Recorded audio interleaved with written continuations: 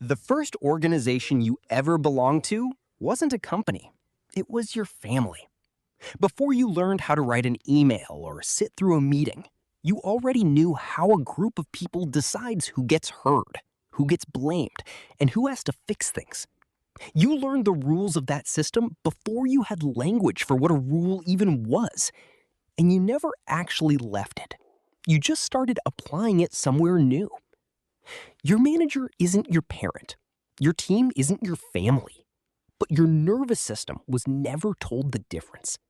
It doesn't check job titles. It checks patterns. In the moment a workplace produces the same shape of pressure your childhood did, your body quietly pulls out the same playbook it built decades ago. Today, 8 of those playbooks, 8 things that look like professionalism and are actually a child's old survival strategy wearing a blazer. As a child, you didn't just learn facts about the world. You learned a working theory of how to stay safe around people with power over you.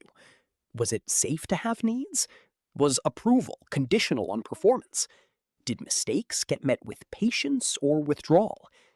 That theory got built once, early, under pressure, and filed away as simply how things work. A workplace recreates almost every ingredient of that original theory.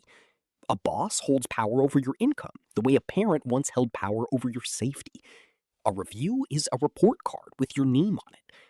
Your nervous system doesn't experience your job as new information. It experiences it as familiar terrain, and it defaults to the map that already worked once. And because you were a child, and children have no power to leave, the strategies you built weren't overreactions. They were the most intelligent response available to someone with no exit and no vote. You cannot ask your manager for help. Then, asking for help as a kid taught you something specific. A need, spoken out loud to someone with power over you, doesn't get met with relief. It gets met with cost. Irritation, a sigh, a figure it out. Now, you'd rather lose 2 hours to a problem than send one Slack message. You tell yourself you're being resourceful. What you're actually running is the same risk calculation you ran as a child in front of someone far more powerful than you. Except the cost you're avoiding isn't punishment anymore. It's the old, familiar sting of being seen as too much. You over-explain every small decision. Then, having a preference as a child required a defense. An unexplained want was treated as an inconvenience. So, you learned to build the case before anyone could ask for one. Now, you're 5 minutes late and you send a paragraph. You state a decision in a meeting and immediately narrate the entire chain of logic behind it, as if someone's about to interrogate you. Nobody asked for a defense. You built one anyway. Because underneath the professional language, you're still talking to a much older, less forgiving audience. You'll even explain why you explained something, just in case the first explanation wasn't convincing enough. And the pattern doesn't stop at explaining.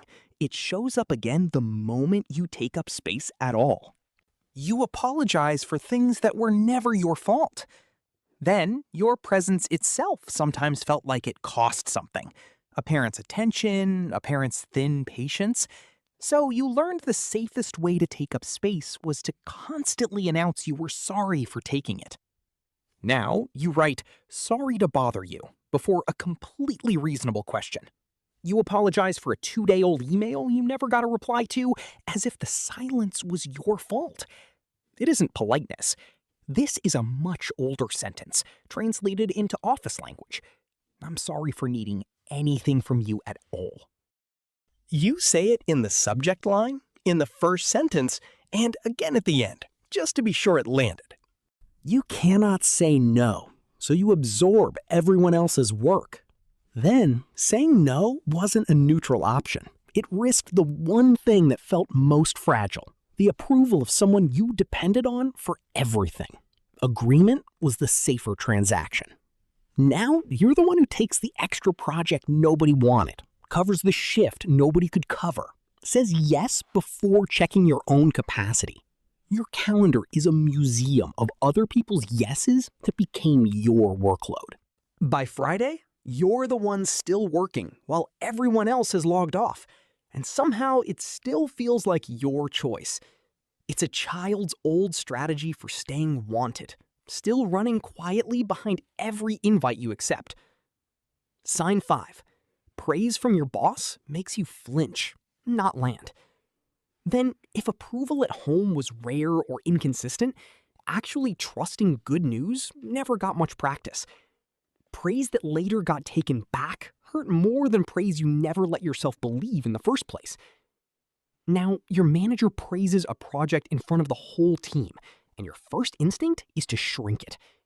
It was nothing. Anyone could have done it. You change the subject before the compliment finishes landing. It isn't modesty. Modesty doesn't flinch. This is an old reflex that learned trusting good news was riskier than doubting it. That same fear of losing approval doesn't just make you say yes. It changes what you do the moment approval actually arrives. Stop here for a second. If you're 4 patterns in and your chest has that tight, recognized feeling, I want to be direct. There is nothing wrong with you. Every one of these was, at some point, the smartest available response to a situation a child had no power to change. You didn't choose to over-explain or absorb everyone's workload. You built it because it worked. It kept you safe in a system you couldn't leave.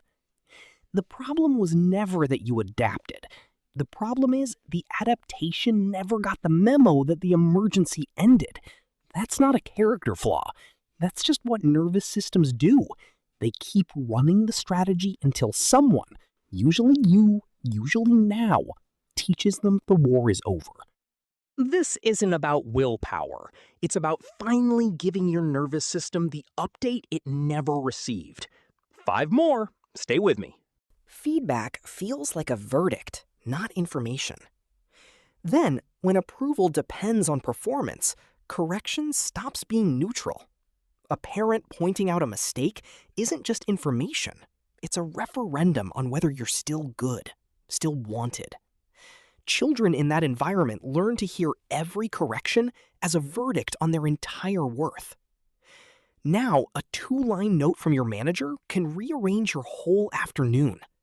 You reread the email looking for the tone underneath the tone. It isn't that you're overly sensitive. It's that some part of you still can't fully believe feedback is about the work, not about whether you're allowed to keep being loved. Your whole evening can quietly reroute itself around 4 sentences you've now read a dozen times. You're the office fixer who never asks anyone to fix anything for you. Then you noticed early that being useful got a warmer response than being needy. Maybe you managed a parent's moods, or became the responsible one so a chaotic household had someone holding it together. Your value lived in what you provided, not in who you were. Now, colleagues quietly route their problems to you. You stay late to help someone hit their deadline. But when you're the one drowning, you go silent. Part of you still believes, without ever deciding to, that you're only allowed to take from this system as much as you visibly put into it. You go blank when you're put on the spot. Then, sudden attention in a household where scrutiny wasn't safe teaches a specific reflex. Freeze first, think later. If being noticed sometimes meant being criticized, the body learns to treat a spotlight as a threat to brace for, not a chance to shine. Now your manager asks a direct question in a meeting, and for one excruciating second, your mind goes white. You knew the answer 30 seconds ago, but the spotlight triggered something older than the question. A much younger version of you, bracing for impact before your adult brain even had a chance to respond. Later, alone, the answer arrives easily, fully formed, about 4 hours too late to matter. That instinct for control doesn't stay in meetings either. You are only truly calm when you're working entirely alone. Then, if connection with the people who had power over you was unpredictable, Your body learned to find calm somewhere connection couldn't reach it, inside your own control, your own solitary competence. Now, notice the days with no meetings, no one needing anything from you. Your shoulders drop. You get more done in 3 uninterrupted hours than in 3 collaborative days. It's not that you dislike your colleagues. It's that you only ever learned one reliable formula for safety. Remove the other people, and the ground stops moving. Which means the parts of work that require trust in others are often, quietly, the parts that cost you the most. That same self-reliance has one more place it likes to hide. Sign 10, you can't stop working until it's flawless. Then, if approval was tied to achievement, being merely good enough never actually felt like enough. Worth had to be earned continuously through visible performance.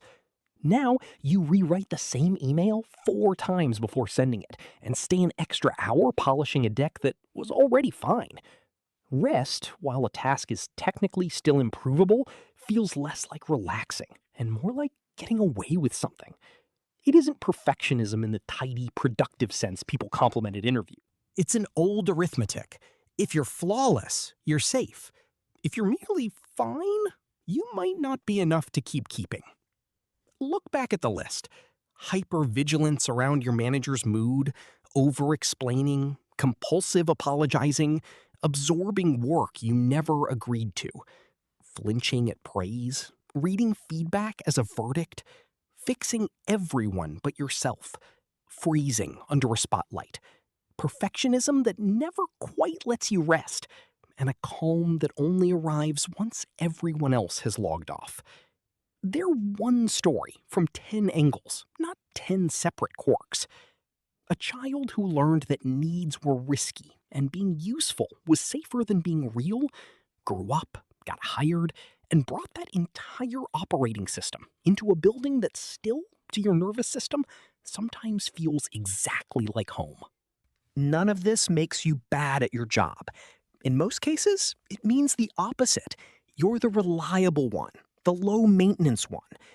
But look at the cost underneath the competence. A life where you can't ask for help, can't stay calm around other people, isn't a career asset. It's an old wound, dressed for the office.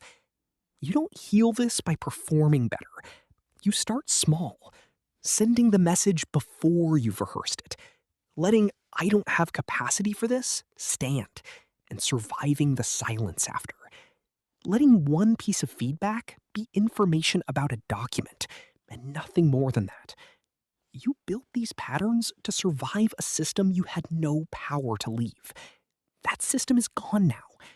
You're not being asked to dismantle everything overnight. You're only being asked to notice one meeting, one message, one moment of quiet, and let it be slightly different than it would have been on autopilot. You're allowed to notice which parts of the old strategy you're still carrying into rooms that don't require them anymore. If one of these 10 hit closer than the others, tell us which one in the comments. The 10 things adults do when they were never comforted as kids. It's where all of this actually begins.